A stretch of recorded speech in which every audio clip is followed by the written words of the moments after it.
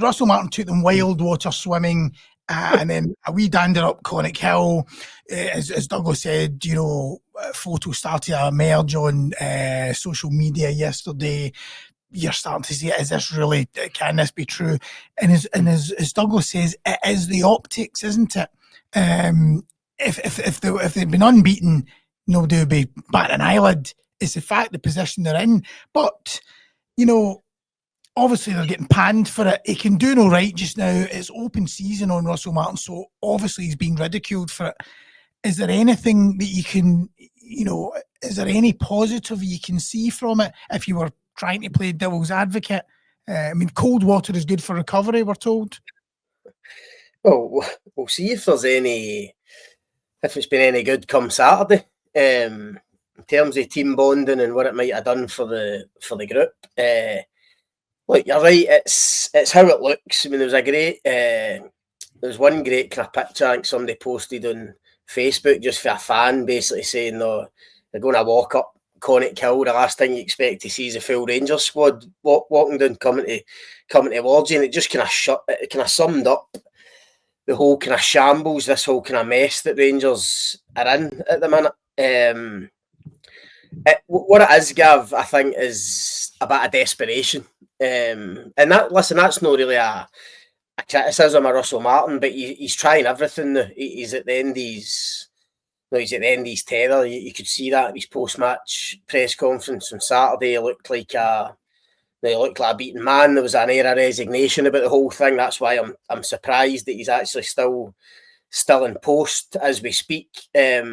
But he's clearly going to try everything to try and get a tune out of these players. I think it'll work. Probably not. I tend to agree with Douglas. These things are normally better when it's a winning team, but they're maybe going through a wee kind of bad patch. Maybe 2 or 3 games where they're not quite at it. The manager will just kind of refresh it and get them going again. This team is at pretty much rock bottom, 10th in the league.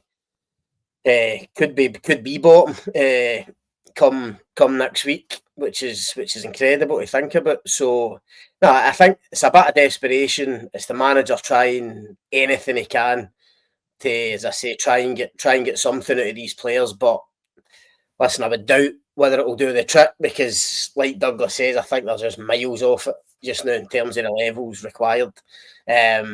But we'll see on Saturday if there's any difference, because it feels like we're saying this every week just now. But if we get knocked out of the cup on Saturday night, how does he continue? It's just difficult to see how he survives.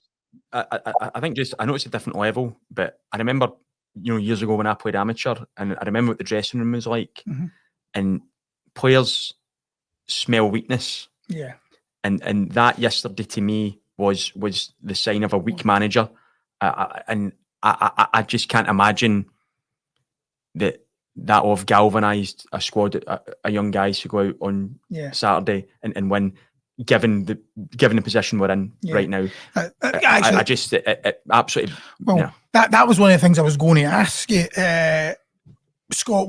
Do you think he would have gone to James Tavernier, the captain, and said, "Look, I'm thinking of this. What do you think?" Or do you think he just ordered them in? Do you think they had a choice? Do you think? What do you think? Do you think it was just a 3-line whip? Right, everybody get there.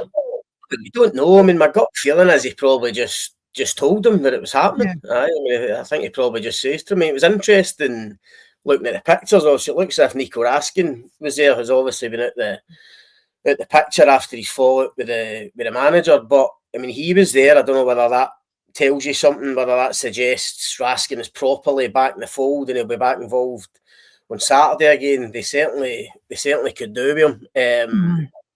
But no, I think he's probably just, as I say, he'll feel as if he's exhausted every avenue at the start of the season with these players in terms of trying to get a performance and try to get a victory.